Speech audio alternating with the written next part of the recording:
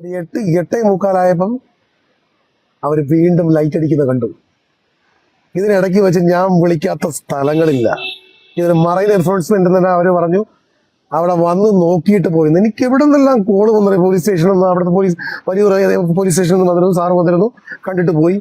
ഇന്ന് വിളിക്കാത്ത സ്ഥലങ്ങൾ. കാരണം നമ്മുടെ മനുഷ്യജീവന്, മത്സ്യത്തൊഴിലാളികൾക്ക് ഒരു വിലയില്ലെന്ന് ഇതൊരു തിരിച്ചറിവ് എനിക്കുന്നുണ്ടായി കേട്ടോ. കാരണം എന്ന് വെച്ചാൽ ഇപ്പൊ ഓൾറെഡി ഇന്നത്തെ വിഷയത്തിനനുസരിച്ചാണെങ്കിൽ മത്സ്യത്തൊഴിലാളികൾ ഒരുപാട് കടലിൽപ്പെട്ട് കിടക്കണമെന്ന് അറിയാം. അപ്പൊ അതായിക്കൂടെ, ഒന്ന് അന്വേഷിച്ചുകൂടെ? അവര് ഇതിലൂടെ ഈ യാത്ര, മുതലപ്പൊഴിയുന്ന യാത്ര പോയപ്പം അവര് നോക്കിയിട്ടാണ് പോയത്. അതെങ്ങനെ ഇത്രയും കിടക്കുന്ന അണ്ടകടാകുമ്പോൾ കടലിൽ ഒന്ന് അടി ഓടിച്ചു പോയിട്ട് കറക്റ്റാവുമോ? ചെങ്കളെ വിഷമത്തോടൊരു കാര്യം പറയാനാണ് ഞാൻ വന്നത്. എനിക്കൊരു 7:40 ഒരു കോള് വന്നു. കൊച്ചുവേളിയിൽ നിന്നാണ്. അരമടിയുള്ള ആളാണ് വിളിക്കുന്നത്. അജി, ഒരു 7 മണി തൊട്ട് കടലിൽ നിന്ന് നല്ലപോലെ ലൈറ്റ് അടി വരുന്നുണ്ട്. ഞാൻ ചോദിച്ചു എന്താണ് കാര്യം എന്ന് ചോദിച്ചപ്പോൾ ലൈറ്റ് അടി പലതിലും വരാമല്ലോ.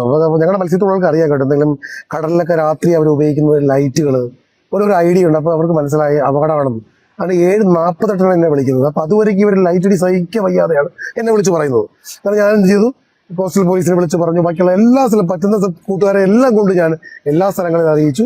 ഞാൻ എന്നിട്ട് അവിടെ പോയി സ്പോട്ടിൽ പോയി. സ്പോട്ടിൽ ചെന്നിട്ട് എനിക്ക് അപ്പോൾ അവിടെ ലൈറ്റ് കാണാൻ പറ്റിയില്ല. പകരം അവിടെ ഒരു ചെറിയൊരു മിന്നായ ലൈറ്റ് കണ്ടു. പിന്നെ ഏതാണ്ട് ഒരു എട്ടേ മുക്കാലായപ്പം അവർ വീണ്ടും ലൈറ്റ് അടിക്കുന്ന കണ്ടു.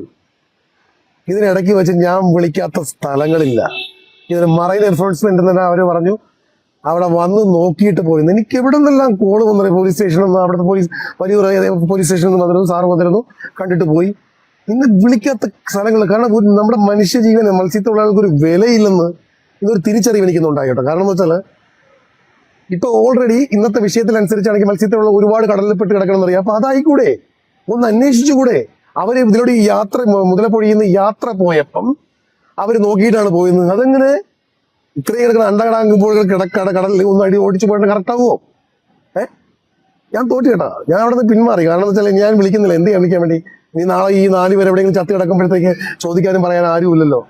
അവര് കടലിൽ ഇങ്ങനെ ചുമ്മാ ലൈറ്റ് അടിച്ച് കാണിക്കാന്ന് പറഞ്ഞാൽ, കടലിൽ നിന്ന് ലൈറ്റ് അടിച്ച് കാണിക്കാന്ന് പറയുന്നത് രക്ഷയ്ക്ക് വേണ്ടിയാണ്.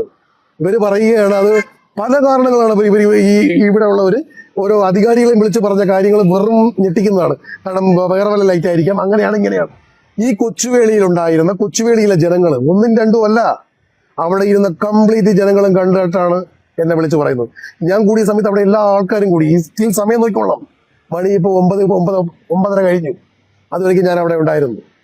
എന്നിട്ട് എന്നെ അറിയപ്പെടുന്ന പൂന്തറയിൽ നിന്നും പലരും വിളിച്ച് പറഞ്ഞു അല്ല അങ്ങനെയല്ല, അവിടെ അങ്ങനെയില്ല. ഞാൻ നിങ്ങളോട് എല്ലാവരും പറയാം, നമ്മുടെ സിസ്റ്റങ്ങൾ വെറും വിളി മാത്രമേ ഉള്ളൂ. ഞങ്ങളുടെ മത്സ്യത്തൊഴിലാളികളെ രക്ഷിക്കാൻ ആളുകളില്ലെന്നുള്ളത് മനസ്സിലായി.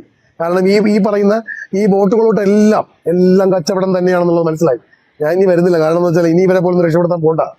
കാരണം കടലിൽ നിങ്ങൾ ഒരു സിസ്റ്റം ഉണ്ടാക്കിയില്ലെങ്കിൽ നിങ്ങൾ ഈ എന്താ പറയുക, ചത്ത ബോട്ടുകൾ, വാടകയ്ക്ക് എടുത്ത ബോട്ടുകൾ, നല്ല ബോട്ടുകളെ കൊണ്ട് ഒഴിച്ചിടുക, എന്നിട്ട് മറ്റത് വാടകയ്ക്ക് എടുത്തിട്ട് ഉണ്ടാക്കുക, ഇതെല്ലാം അറിയാം നമുക്ക്.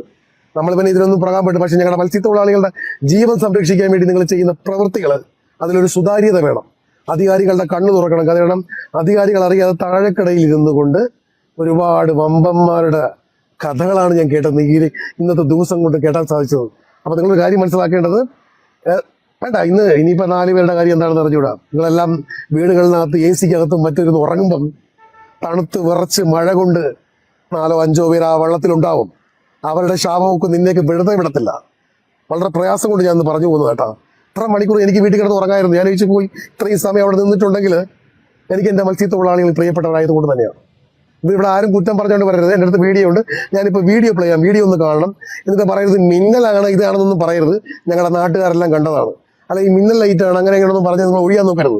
ഇപ്പം ഇത് വീഡിയോ കാണുന്ന പറഞ്ഞാൽ മിന്നൽ എന്ന് പറയും. പക്ഷെ ഒരു കാര്യം മനസ്സിലാക്കണം, ഞങ്ങളുടെ നാട്ടുകാർ അവിടെ 1 2 അല്ല, ആ കൊച്ചുവേളി നിവാസികൾ താമസിക്കുന്ന എല്ലാവരും കണ്ടു. അവരുടെ അറിയിപ്പാണ് ഇതിനെ. മറ്റൊരു ഇതെന്താ പറയുക, നിങ്ങളുടെ സിസ്റ്റങ്ങളിൽ നിങ്ങൾ എല്ലാ ദിവസവും പണിയെടുക്കുന്നില്ലെന്ന് ഓർക്കണം. കടൽ ഇതുപോലെ വരുന്ന സമയങ്ങളിലെങ്കിലും 10 കാശ് വാങ്ങിക്കുന്നില്ലേ, ചോറ് തിന്നാൻ വാങ്ങിക്കുന്നില്ലേ, അതിനോടൊരു മര്യാദ നിങ്ങൾ കാണിക്കണം, ആത്മാർത്ഥത കാണിക്കണം. ഞങ്ങൾ 24 മണിക്കൂറും കഷ്ടപ്പെടുന്നത് ഞങ്ങളെ ജീവിക്കാനെങ്കിലും അനുവദിക്കണം കേട്ടോ. അപേക്ഷയാണ്.